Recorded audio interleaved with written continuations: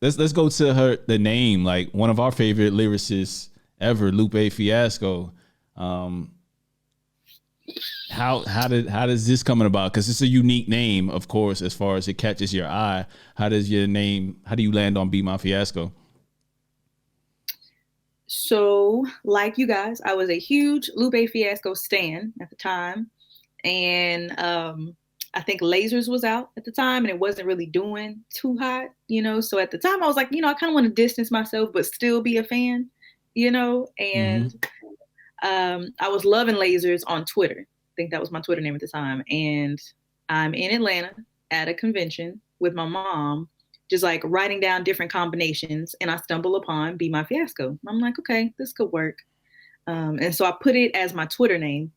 And that was at the time I was in college. So like everyone would call you by your Twitter name. So I'd be in public and people would just use it. And I had a mixtape out at the time. I was still using my government. I was like, you know what? I'm going to change everything to Be My Fiasco. And we have not looked back since. Okay. Ooh, that's So interesting. it seems like you just get up and go and move and like do this pretty often. But how much did the pandemic like actually give you that little push to go ahead and like do this permanently because of the change in your day to day job and life on that?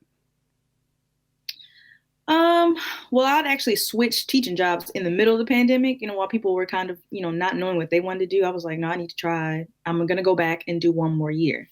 And then honestly, like I said, I was still going to be teaching and doing school all the way up until I graduated, which was next August. It was more so the album that gave me the push and the team and Phonte kind of, being just like, hey, like, you want to get this a full run, like, this is the time. And I didn't want to let that moment go. So the impulsiveness and the wanting to take risks works out in my favor in this part, but it doesn't make it any less terrifying, no matter how many times you do it, whether I'm going to LA with my car or Spain or, the Raleigh Durham area now, it's still like trying to process the fact that I am no longer a kindergarten teacher and I'm no longer in school. So you don't have those titles anymore. And so now I'm trying to figure out like who I am outside of that.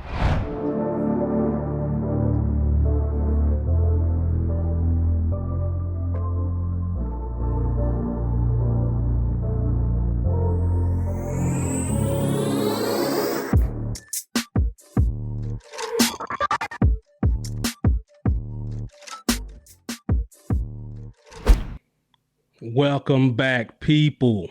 This is Don't Sleep on the Couch. I'm your boy, Mr. Prez, and with me always. It's your boy Cash, aka Exec P. What's happening, good people? Episode 137, man.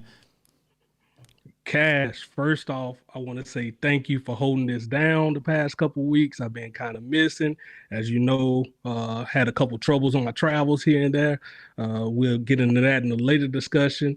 But today, well, first off, for the new people who haven't heard of us, don't know what we're about, Cash, can you enlighten them?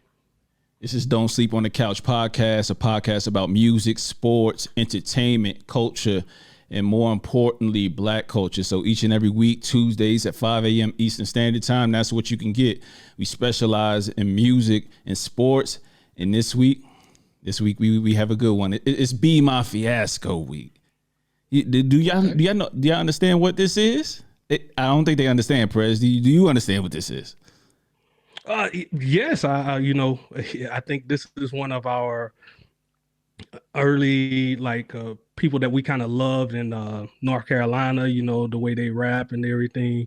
And then this is one of their artists that they're kind of bringing out, Lil Brother. So Phonte, right? So Exactly. you want to go ahead and Phonte, elaborate a a little little more? brother. So yeah, Phonte, a little brother, foreign exchange music group. I mean, like, so a couple weeks ago, this project came out. It's called Where I Left You. And I just was following Phonte. All of a sudden I saw the little Instagram post, and then voila, without further ado, we have Be My Fiasco. And that's how, she made it to the show. We'll let you know. We'll get into the particulars, but I just want to get it started. Welcome to the Hey y'all, show. what's going on? What's going on? Glad to be Oh, here. Thank you for having me. hey, no doubt, no doubt. How are you? Man, I'm well. I can't complain. I'm feeling good. Absolutely, as you should, It's a lot of love that's being received from the project Where I Left You. How are you feeling so far with all the love you've been getting? It's been pretty overwhelming. I'm not gonna lie to you. It's really incredible to see the outpouring of love. I don't think I've ever received it on this scale before. So I'm still getting adjusted. Everything still feels very surreal. Exactly. So for the people who do not know who you are and are not familiar with your work, can you just let us know a little bit about who you are, where you're from, and your humble beginnings? Sure. Okay. BeMyFiasco. My mother named me Bianca, so that's my government. I'm out of Dallas, Texas, although I currently relocated to the Raleigh-Durham area. I'm currently affiliated with the Foreign Exchange Music Group out here. A very fun story. Basically, I ended up linking with Phonte on Twitter, and he ended up listening to one of my songs, and we kind of just developed a partnership throughout the years. And one day last year, he just asked, like, hey, what are you looking to do? Would you be open to doing an album? And that's where we are currently. So Where I Left You is a culmination of events. And so, yeah, that's a little bit. I'm trying to think I feel like I'm on like one of them dating profile apps. Like I should tell you about, my likes and dislikes and hobbies. And now I'm a former kindergarten teacher. I just left that a couple weeks ago. Former grad student to be a therapist. Also let that go a couple weeks ago with this move. So as of 2 weeks ago, we are a full-time singer songwriter. So congratulations to you. Congratulations to you. Thank you. I suppose that was a hell of a backup plan, like kindergarten teacher and everything and everything else. So. Was this always your first love, music? Always. I've just never given it a full run. And I think it kind of took a little bit of a push. Like Phonte was just like, hey, like, do you want to do these things or do you want to sing? And I was like, I want to sing. Then he was like, what are we doing this for then? And I was like, okay. So it was literally like a split decision kind of thing. It was like, hey, what do you think about coming out here? And I'm like, I still got to finish the school year. I got to graduate next year. Let's talk about it in August in next year. And he's like, I mean, we can, or, you could just come out here. And literally it was like, I had like maybe 3 weeks and I just set a date and was like, there, done. So It is very, very new currently. Right. And it looks like you've graduated in a way because you've gone from putting out music on SoundCloud in 2013 to an EP in 2016, and then now in 2021 and we understand with the hiatus as we have several people that have been on the podcast in regards to just they've been doing music and continuously pushing, and 10, 12 years later, they're finally able to step out and leave the day job and do it full time. And it's a beautiful thing to see. So congratulations to you on that. Thank you. I appreciate it. But this has always been in your blood, from what I understand. Your mom, your aunts in a singing group, your grandfather, your paternal grandfather, Tejano Singo. Like, let us know a little bit about your upbringing with music. Sure. So, like you said, so my mother was in a gospel singing group. It was pretty local, but it was with her sisters, and my mom was actually the lead singer at the time, which is funny. And they just did like some local stuff, just kind of going around the city doing shows. And then they disbanded, and my mom and my aunt formed like a little duo. So they were doing like R&B music. So that was a shift. And then I've never met my paternal grandfather. He passed before I was born. But apparently he was a Tejano singer and did shows around Laredo, Texas, which is primarily, a Mexican area. So I'm actually on the hunt to find out more about him and to kind of see like what that was like. Because I think he played like guitar and accordion, and he was really good and did shows and moved around. So I'm really curious about that one. So yeah, it's in the blood. We got it honest. For sure. I want to go back to Phonte and how you guys met. How has it been working with him and others like Carlita Duran and Darian Brockington? Like, how was the process of putting this project together, and how was it different from the past? Ooh, first off, it's just nice to have a team to help you to put it together. Everything else was like me and one other person, or just me by myself. So having someone kind of take me under their wing and be like, hey, I know you're looking to do this. Let me help you set it up and kind of guide me through. So with the album, I was in the middle of teaching and grad school. And so my schedule was hectic. And this was this past summer. So like July, he was like, hey, what do you think about coming out here to North Carolina to finish, the album? And I'm like, okay, I got a couple weeks. School was about to start in like a month or so. And he had already had all 11 tracks just about kind of sequenced, which was new. I'm used to digging from Bandcamp or SoundCloud or emailing folks or whatever looking. And we just run them down. And I'm like, yep. I liked everything. So everything you hear is the exact sequential order of like how I, came to the songs. And we would just bang them out one at a time. Like we pick a day. I like to write everything first. And then we go back and sing and do parts. And it was the most freeing experience because it took the struggle was always finding production and then finding production that I liked that went with the sound that I was going with. So being able to be in a system essentially with someone who already kind of knew the flow and knew what it was. And like his brain works so interestingly to where he knew like who was going to go where. Even before we wrote anything, it was like, it'd be great for this, Darian. It'd be great for this, Carlita.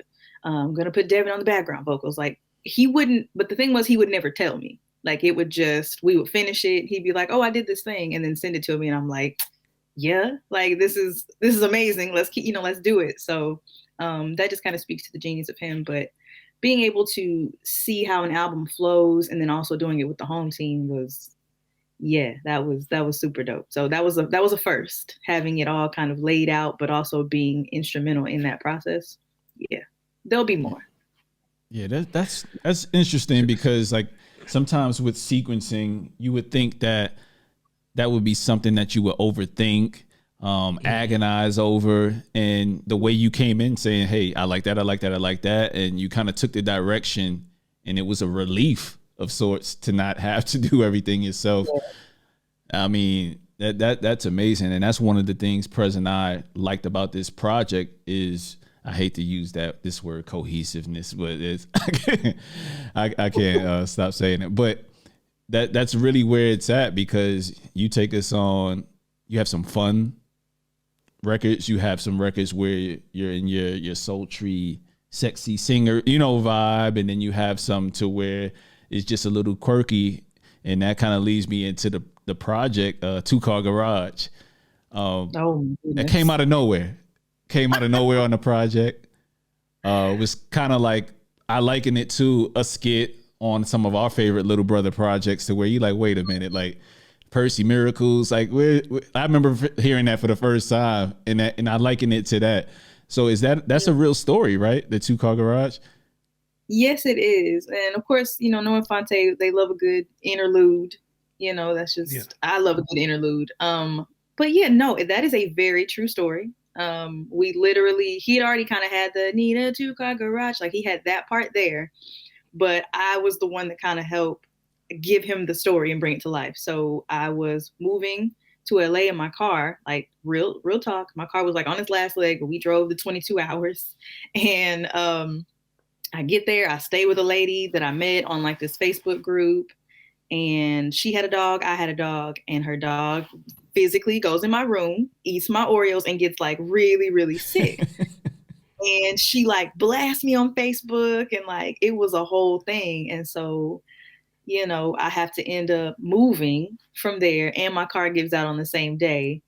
And so I had only been in LA like 2 weeks. And so I have to go, like, I'm trying to figure out like what to do. And we, to this day, have never found my car. Like, I don't know if it's in parts.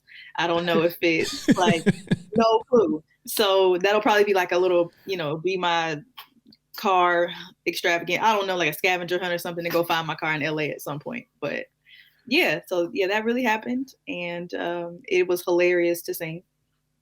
hilarious. And there's a behind the scenes content on my Instagram about a little bit more about it. But yeah, it happened. Yeah, I was gonna say, where was that along on the journey? You said you came from Dallas and you school teacher, psychiatrist. You moved to North Carolina, but where was the move to LA in between there? Oh my goodness. Oh, let me see. This was right before the pandemic. So I'd say like September 2019. And I was back within those 2 weeks. I planned to go back, but I was like, oh, I'll do some teaching for a little bit, save up. And then the pandemic hit. So it was like, well, I guess I'm back at the crib for the time being. So not that long ago, literally. Yeah, that I was like, man, who does that in 29, anytime, like who just rolls out to LA and finds a random person off Craigslist and boom. Oh no, that's me. That's very on brand. That's very on brand. I decided I was teaching kindergarten my very first year. And the next year I was like, you know what I should do? Go teach somewhere else. So I taught in Spain for a year. Oh, dope. Randomly. Wow, just randomly. Okay. So that's very on brand for me to just go and pick up and, I'm going to try this or do this. I'm never afraid to just kind of see what happens. Now I do it more strategically, but yeah. Oh, well, yeah. No stranger danger, none of that. Just like fearless, huh? Yeah, like I'm team go. I know that's probably terrible, but yeah, we out here. All right, yo, so Prez, I know how was Spain? How was the culturally, like how was that a shift? Completely upside down. It was great because going into it, I did what most millennials do and ask Facebook, like what part should I go to? And they were like, hey, go to Madrid. And they had a group there, Melanin Madrid, one of my friends, where all the Black and brown people basically kind of talk and you kind of know where things are. So I kind of had a support system there. And as soon as I touched down, I had shows. So then that just led to more shows. And then I ended up leading like a weekly jam and being able to travel and do music out there. So I loved it. It was wonderful. It had its moments, definitely, for us Black and brown friends, not exactly friendly sometimes. But overall, I would go back. I would live again. It was great. Okay. Ooh, that's interesting. So it seems like you just get up and go and move and like do this pretty often. But how much did the pandemic like actually give you that little push to go ahead and like do this permanently because of the change in your day-to-day job and life on that?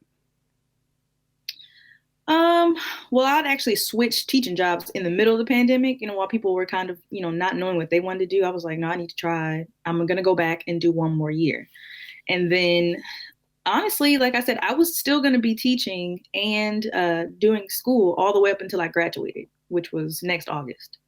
It was more so the album that gave me the push and the team and Phonte kind of, being just like, hey, like, you want to get us a full run, like this is the time. And I didn't want to let that moment go. So the impulsiveness and the wanting to take risks works out in my favor in this part, but it doesn't make it any less terrifying. No matter how many times you do it, whether I'm going to LA with my car or Spain or, the Raleigh-Durham area now, it's still like trying to process the fact that I am no longer a kindergarten teacher and I'm no longer in school. So you don't have those titles anymore. And so now I'm trying to figure out like who I am outside of that, like my value not being in, what I do, but who I am, so that is definitely a different shift. Didn't know that was going to be a thing, but it is. And yeah, I'm working through it. Oh, absolutely. I mean, how many years have you spent in school? That's kind of like your identity. You know what I mean? It's at least at a minimum 6 years. Right? Yeah. 4-year degree, 2 years to get your master's. I mean, yep. It takes a while. So it's who you are. You get in that, that rabbit wheel of I have an assignment, I have this, and you have everything set up. And yeah, I mean, that's dope that you're able to finally just branch out and just have you still have deadlines, but different deadlines now. Deadlines you want to meet. Right. So how about let's go to the name, like one of our favorite lyricists ever, BeMyFiasco. Um, how does this coming about? Because it's a unique name, of course, as far as it catches your eye. How do you land on BeMyFiasco? So, like you guys, I was a huge Lupe Fiasco stan at the time, and I think Lasers was out at the time, and it wasn't really doing too hot, So at the time, I was like, I kind of want to distance myself, but still be a fan, And I was loving Lasers on Twitter. I think that was my Twitter name at the time. And I'm in Atlanta at a convention with my mom, just like writing down different combinations. And I stumble upon BeMyFiasco. I'm like, okay, this could work. And so I put it as my Twitter name. And that was at the time I was in college. So like everyone would call you by your Twitter name. So I'd be in public and people would just use it.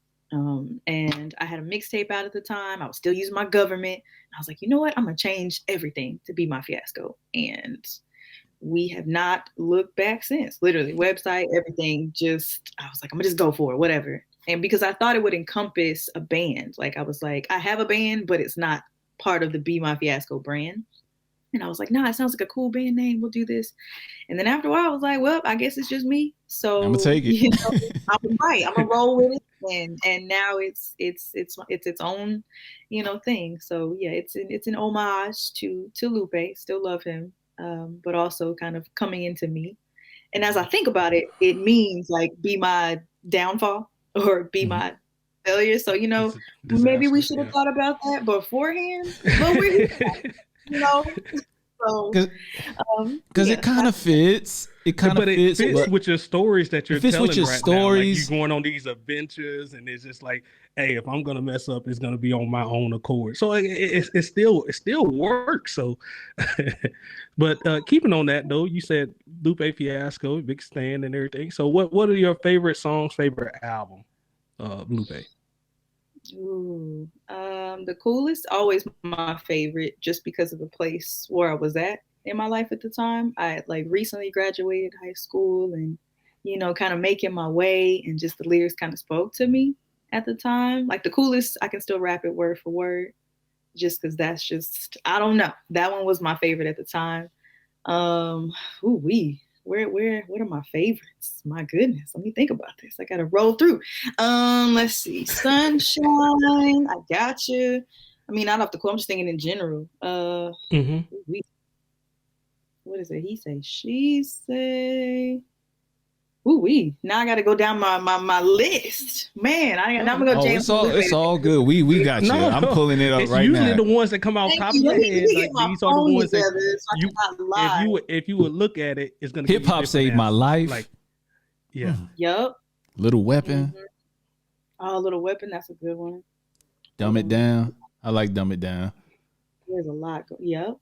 Hold on. Let me I like a lot of his more recent work as well. I like Manila. I like when you talk about Tessio and You, Muriel, at Admiration of Maji. Like those are some of my favorites. Just like where he's just like going off on the, just the beat in him. It ain't really no hooks or nothing like that. Those are like what I enjoy the most out of it. So, but yeah, like no. I think if we gave you time to actually like go back and look, you come up with a list. But when you're coming off the top of your head, I think that's the more natural answer. That's it right there. Don't be ashamed. Don't be. No, it's all good. It's all good. Let's get into the actual project. Let's get into where I left you some of the songs. So, like I said, it's well balanced. You have fun. You have a little bit of sultry vibes. You have a little bit of up tempo stuff. So I think I can get to it at any point. Like it's one of them good old fashioned albums where you could clean the house to, you could ride with your lady to. You know what I mean? You can even throw that thing on in the gym. Like ironically, it came on randomly on my playlist and I wasn't expecting it, but I let it rock and I let it play through. You get the reps in. I got the reps in. Gave me an extra chest. A little lift here and there. But one of my favorites, I mean, I got the whole project is my favorite. It's 30 minutes. Like how could you not like that?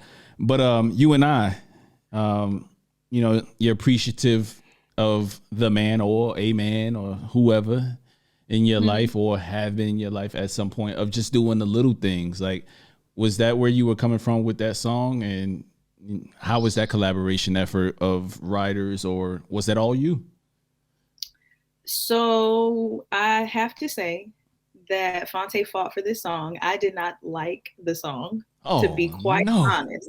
Well, okay, so I know This is like it is one of them this is the ones on a project. Yes, but it is. he called it. He called it. He was like, no, this is gonna be like the sleeper joint on this. And I was like, yeah, okay. So the beginning of the song and the hook are all like freestyle, technically. So I turned it on. I'm back at the crib and I'm just like kind of just going off the dome, just whatever's coming out. So the beginning and the hook of the song is just literally word for word exactly what I said, which was random. I don't know, it just made sense. At the time, he was like, no, this can work. And I'm like, I don't like it. Like, I don't know. He was like, no, it should be like one continuous, kind of like a stream of thought. And I'm like, okay, cool, whatever. And as soon as I get down there and we work through it and we kind of just tighten up the lyrics a little bit, I'm like, okay, I can see it. You know, I'm warming up to it. And he takes it, he's mixing and doing what he does like usual. And he was like, yo, I'm gonna send you something real quick. I'm like, okay. And I'm listening and I'm like, yo, who is on the background? I was like, this cannot be. So it's Devin Morrison on the background. And I absolutely love Devin. Like I told him on the next one, like I need a feature fam, like a real one. And I'm like, okay, yeah, no, this is it. And so finally, you know, I think it had gotten, did it get playlisted? I think it got playlisted, but people love that song. And I'm so glad that he forced me to put it on the album. But yeah, so I had to warm up to it. But there wasn't a lot of thought in the beginning, but as we were writing and I'm trying to pull from that place, it turned into something really pretty. So yeah, I mean, in all honesty, I play a lot of music and I give my wife a lot of playlists. Some of them she just tosses to the side, but when I sent her that, I like to sprinkle it in so she could be like, who's this? And then she can actually listen because she's kind of relaxed on music. But anyway, so she gets to you and I, and she's like, who's this? And I'm talking you up like, yo, she with foreign exchange, blah, blah, blah, blah, blah. She's like, yeah, this is a really nice song.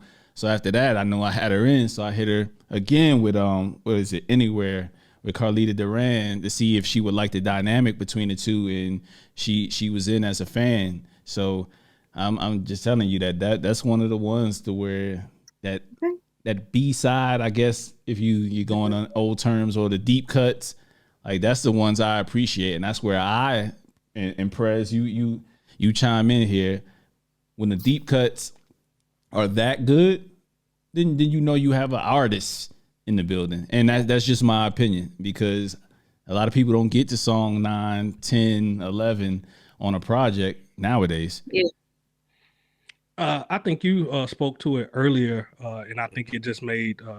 I think that's where our appreciation comes from. Phonte, with their sequencing on these albums is how we initially got to listen to Lil Brother. How I got him listening to Lil Brother a little bit was just off that. It's just like nothing is. You don't want to skip anything, even the skits. We usually you get tired of skits on other albums and stuff like this. You hear it once, it's funny, twice, but then it's. No. But with the Percy Miracles, how he kind of sing it, make it into a song too, and kind of just intertwines. Nothing on their album ever gets skipped like on that. And I think with earlier, Lute had came out the Goldmouth, and that same way sequencing on that, I think he helped out with that. Mm-hmm. And then hearing this, I was just like, yeah, man, he just got that ear for these type of things, and you know how to make everything just at the end of it, you'd be kind of mad. You're mad. Hey, why I only got 30 minutes of this? I need more of this right here. So it keeps you wanting. So okay, good. That was the plan. So I'm glad it worked. Speaking of Lute, you actually on some background vocals on Lute's project as well, right? Yeah, the Amen record. Yeah. That's with Romderful as well, which I think we have a song with him too. So we were all keeping it all in the family. Yeah, that's phenomenal, because I had to go back in the archives because I couldn't find some of the SoundCloud stuff, but I went on some of the things that you were featured on, and you wouldn't know it was you, and then it was a good thing to kind of just you know, because I ran this album into the ground. It's 30 minutes.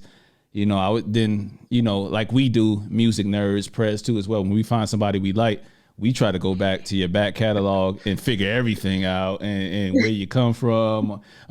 You know, was the music always this jamming, or just like to see the evolution of everything? Because we're music listeners that don't just hop on the wave right now. We want to see where you were, and we'll take the time to see where you are now. And I think that makes us more appreciative of the music at times, because, you know, we see the road that you paved, and it was just kind of like any other person that's trying to get on. You love what you do, but you got to put food on the table, and now here you are where I left you. So,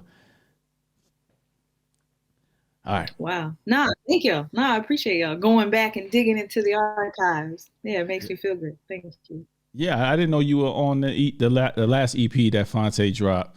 I had no idea. You was on that record. Oh, the Beverly Hills joint. Yeah. Yes, yes, and that's one of my favorite joints off that EP. And I'm like, you know what I mean? So that's dope to know that you've been a part of just good music for quite some time. Yeah. All right, next song I want to get into, the one that's more fun to me, Anywhere, featuring Carlita Duran. This is one of them ones where it was sent back to you with her on it, or you guys kind of worked together. How did that one come about? Again, it was just like the Devin joint. We had pretty much finished Anywhere together. We kind of wrote it, went through it, or I think he might have had the hook kind of, and then we filled it in. And we knew it was going to be like that change at the end. I didn't know what it was going to sound like. He was still working with Zoe on it. And then he was like, maybe we should get like a rapper. So we're going through the list of people. We had a couple people in mind. And I was like, well, what about like a girl, like a singer or something? And he was like, nah, I don't know. And I just kind of left it. And then maybe a few weeks later, he's like, yo, check your inbox. And I'm like, okay. And I'm like, who is this singing? I was like, yeah. So I'm scrolling through my mind. I was like, who is this? And I know the voice. I know it. And he's like, oh yeah, no, it's Carlita. We had her do some backgrounds and whatever. And she is back there floating. And I'm like, yes, like this is it. You know, so yeah, again, I had no clue she was going to be on there. But she definitely added just that Carlita flair like that I needed. And it was beautiful. Again, home team. I was glad to be, you know, working with people that I had seen on their projects before. Having them on my project was like, you know, I'm freaking out, trying not to fan out, because, you know, there are still moments where I do, but, you know, it is. There are a lot of moments where I'm like, I'm here, and like I manifested it. There's a whole tweet, like there's me, you know, there's a tweet like wanting to work with them and all that from years ago. So yeah, I still have those moments. But yeah, I had no clue. Yeah, I could only imagine because like just hearing them on different things, even with Carlita and Darian, like they've been putting out music for quite some time now. But I remember them on early Little Brother projects, and I remember them kind of elevating separately and kind of coming together. And you mentioned Zoe, and I mean, you got Anakin and Invader on here as far as production. Zoe and is it tall black guy? Tall black guy. You got like the A team on here, just like really doing your thing. Like you're really blessed to be in a good musical circle. Yeah. No, it's again, there are days where I just look up and I'm like, we are really here. Like this is really it. Like I can't believe it. So yeah, extremely grateful. All right. And I don't know if you think the same way, but like this is what me and Cash was talking about earlier. It's just like with that music group, like the quality of their music kind of stands the test of time. They may don't have anything that just like pop or whatever, like right off the jump. But anytime you go back to any of their music, it stands the test of time, and just like it's classic material. Like I don't know how they manage to do that each and every time, or every project they touch. It's just like, okay, it may not be number one on everybody's list, but you know, some of those songs like from 2007, like it still feels like 2007 type music. But all their music is just like timeless. Like any point you move it, put it on, it just fits in your mood, in your day-to-day life. And that's kind of like how that's exactly how this one is. I feel it already. It's just like anytime I come back to this, it's just classic material. I think it speaks to the very first time he asked me to do the project. And I asked him, I was like, wait a minute, you make music you like all the time? And he's like, what else am I gonna do? And I was like, I'm used to, if I'm a songwriter, I'm writing songs for people or certain situations or certain genres. And so you kind of have to fit that mold of whatever it is.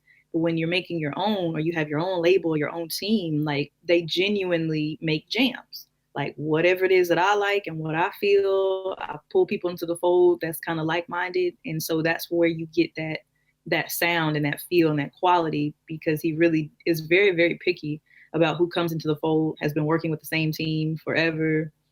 And so you're going to get that same feel with whoever is going to be, just because, he really does. And the team really does take pride in the quality of the music. So I think that kind of speaks to that. For sure.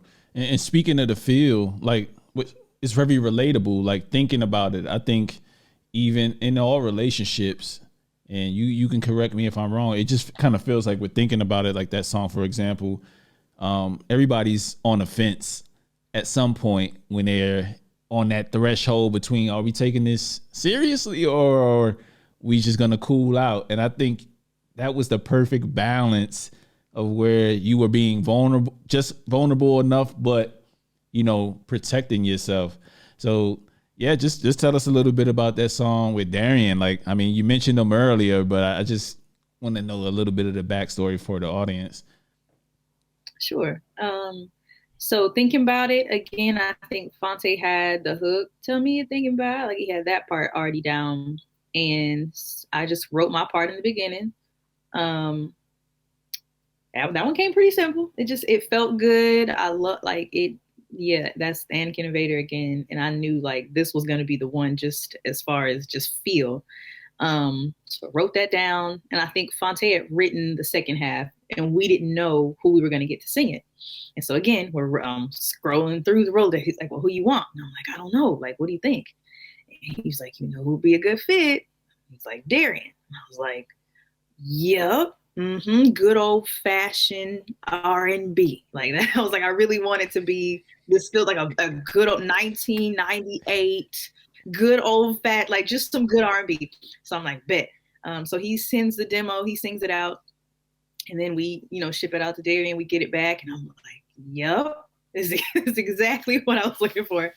And yeah, right, just good old fashioned R&B. And yeah, it definitely speaks to that space. And again, like during this project, I felt like I was pulling from different phases of my life because I wasn't in on the fence kind of situation. But like you said, like I've been there, I know it, so it wasn't hard to pull from. Versus, I felt like it was a culmination. Like my last project was 5 years ago. And so I had 5 years worth of material to pull from. So you're getting a little bit of everything from that time. So yeah, that was one of my favorites to make.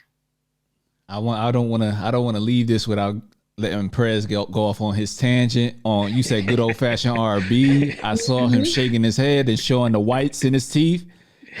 Take it away, Perez. I know what you're going to say. Go ahead, let it loose. As you're gonna know if you listen to this podcast, that's the R&B I appreciate. I say it's kind of like dwindled out a little bit, and it's just like everything is so up in your face, and sometimes it can be as vulgar as like the rap music that we get sometimes. So it's like it's good to have those albums, the old R&B albums that you can still play in the car with the kids, like no problems and things like this. And I just love that type of music, minus all the auto tune and everything. Somebody who can actually like sing and be melodic with it and tell a story without it getting too into the weeds and so direct as they R&B and became nowadays. It's like it takes some of the joy, some of the mystery way that they talk it, the mystery of it. Yeah. We go through these arguments all the time. We do these arguments with like I gotta give him certain type of R&B artists, and like it's almost like you have to pass the press test. Like before I even text you and tell you, hey, I want to have you on the podcast. I gotta let him listen to it for a little while. It just because I know him. He'll be like, I'll sit this one out. Like if he don't like it, he would sit it out. So wow. Okay. Well, I passed the test. Absolutely. Okay. Thank you. I appreciate it. But yeah, I try to get him to, liven up and get into like the current times. It's okay to be righteous and ratchet, as Charlamagne would say. Like, it's okay to like that stuff. It's a time and a place for it. But us, we and I. Everybody out here. It's space for everybody. I'm in my latter 30s, so I got kids and stuff like that. So I can't play certain records around them. So I do need something that is, I won't say safe, but just something that's fun, energetic, and well-rounded as a project as Where I Left You. So again, hats off to you for that. Thank you. No, thank you. I want to get into some fun questions. Okay, let's do it. Who are you listening to? I mean, you don't have any responsibilities no more. I mean, you don't have kids to teach. You don't got grad school. I mean, what are you doing with your free time? Who are you listening to? Oh my goodness. I am lending my time to a nonprofit. I do some of the hours there with them. Basically, it's Kids Notes out here in Raleigh, where they provide music lessons to kids in underserved communities. So you get to learn the instrument, for free for a couple of hours a week, all the way up, from the bottom to kindergarten, all the way up till they graduate. So I thought that was a great segue from teaching and to put all of the things that I learned together. So I'm doing that currently while I'm here. But music wise, what am I listening to? Alex Isley, definitely. She's my girl. Gotta put her on the list. Don't know who that is. Check. Oh my goodness. Yeah. Hey, what's the album? What's the first album I should go to? Okay, let me see. Ooh, where should you go? Oh my goodness. Okay, go to. What's the name of it? It's with her and Jack Dine. So you may not find it right off top, but I'm gonna get you right. Hold up, I can't let it only go by until you get some live here, Alex Isley. You got to get you some. The girl is it. Like she's it. I can't do that to you. I can't have you out here just with no Alex Isley. No. Yeah, please help us. Okay, yes. Let me see. I need you to get. Let's see. Ooh. There we go. So Alex Isley Wilton is what it's called. Wilton. Start there. But you could literally go anywhere if you want to. But Wilton. So Alex Isley is beautiful. She's part of the Isley family, so you can just go ahead and take that, obviously. Let's see. I love Devin. Mm-hmm. So Devin Morrison, of course. I love all of his stuff. He gives you, that 90s feel. As usual, so get into. There's a guy by the name of Emac. Make sure I'm saying that right. EMAWK. Woo, spelling. Okay. It was on a random playlist, just vibes. Same thing. I'm in the same kind of like real chill, mellowed out kind of feel. So all my R&B is kind of similar to me, quite honestly. I mean, I have my moments, but where I live is right about there. Not a bad thing. Not a bad thing to be. Go ahead. So, yeah, and I think Camp is Aaron Camper, but he goes by Camp now, and he just put out an EP. So, okay. So yeah, I go through those, and then like my BeMyFiasco radio on Spotify will like switch up some things. So I'll look and see like, okay, who's in there now, who's similar. And then I'll find all my good stuff in there. So honestly, I use my algorithms to my advantage. Got you. So you in a Cleo Soul? Have you heard of Cleo Soul? Have you listened to the latest Adele? Yeah. Okay. So I listened to Cleo Soul. I mean, I think she just lives in that space that's really pretty and beautiful. And I know she's a mama now, so that whole project, like, it shifted. And so I listened to that. I listened to Adele. Went through that. I love that, there were trap drums in there. That was different. I was like, this is a different feel, but I love where she's moving into. I thought it was just different from her previous. What else have I listened to currently? Yeah, my playlist, my Apple Music or my Spotify usually is just on shuffle. So it's like whoever, if I'm scrolling through and I'm like, oh, I like that, then I'm gonna go dive into all of their things, and then I'm there for a while, and then I'll shuffle again, and then I'll, so I like to stay with a few friends first, and then I'll go back out and look around. But what are you guys listening to? Give me something. Put me on something good. Okay. Yeah, absolutely. I'm listening. Got Prez. He went away. So it is me and you. There we go. He fell out. Let's do it. Hold on 1 second. Let me get him back. There we are. Boom. All right. Cool. Keep moving. All right. So what I'm listening to right now is Alan Stone, Alina Baraz, and also another artist called Sinead Arnett. I have not stopped listening to her stuff. I know all three. Yeah. Love. Yeah, so they dropped, I think all three of them dropped projects this year. Actually, probably within probably from spring till now. Alan Stone, probably the most recent. So yeah, that's what I'm listening to. Who are you listening to, Prez? Are you still listening to that Usher? You know me all too well. Like, hey, that stay on the repeat right there. But oh man, now you're gonna catch me off guard. Like, I would have to go back and look at my playlist, like who I actually like been going through. But yeah, I let the algorithm work for me. So I do the same thing. When I go find something I like, I just hit shuffle and then let it find the music. And it usually, I hate to admit it, it gets me right, and it like takes me down the path, and I just let it flow in the background like one of them R&B moves. Mm-hmm. So I can't really just name them off the top of my head, but that's kind of the way I go. I hate that it knows me so well and it can get me on track, but I mean, it is what it is. They do a good job. All right, last question. What are some TV shows that you're watching and you're catching up on now that you don't have papers and you don't have them badass kids? He's just gonna keep throwing that out there. I mean, I'm cool with it. Keep reminding me this is where we are right now. Amen. I think he wants the freedom as well. I think overjoyed, he wants the freedom. He's upset that he don't have it. So. Oh man, I'm hating hard. I wish I didn't have to go to work tomorrow. Damn military boy. Anyway.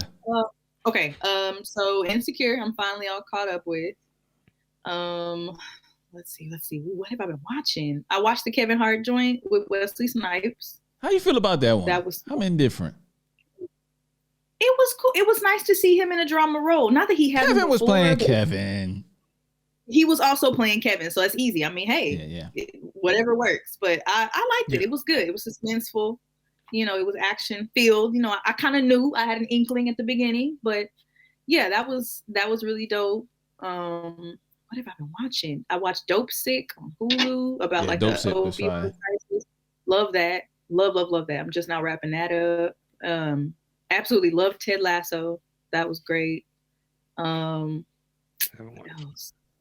Yeah, no, Ted Lasso was wonderful. It was hilarious. But also great at the same time. So yeah, get on some Ted Lasso. What else? I caught back up on Schitt's Creek. That's really good. It's just have you seen Harlem? Harlem yet on Amazon? That's on my list. Is it a series or a movie? I think it's a series. Because I was my wife was like, let's check this out. So I was like, I started it. I fell asleep like I'm known to do, but. From what I saw, you ain't selling this. You ain't selling it right off the back. No. It was. Hey, look, man, I'm on my way to 39. Prez, you put a movie on around 9:30. Cancel Christmas, man. I'm not staying up. It's not happening. It's not happening. But it was good until I shut my eyes. So Harlem is something you definitely want to check out. All right. Okay. Before we let you go, Prez, do you have any last things you want to ask before we let her out? No, I just want to go back and recap. So the Summer Walker, the JoJo, and Ari Lennox have been in the rotation. Those are the ones. So yeah, so excellent picks. Okay. Well, you got some new age. You got some Summer Walker in there. That's very current of you. And that's great. I wasn't gonna pick at it. Since she bring it. I like the truth.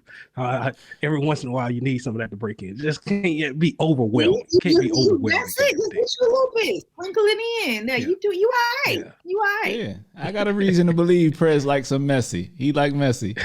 I got reason to believe. Be My Fiasco. We're happy for you to be able to finally break free of just things that you had to do things that you love to do.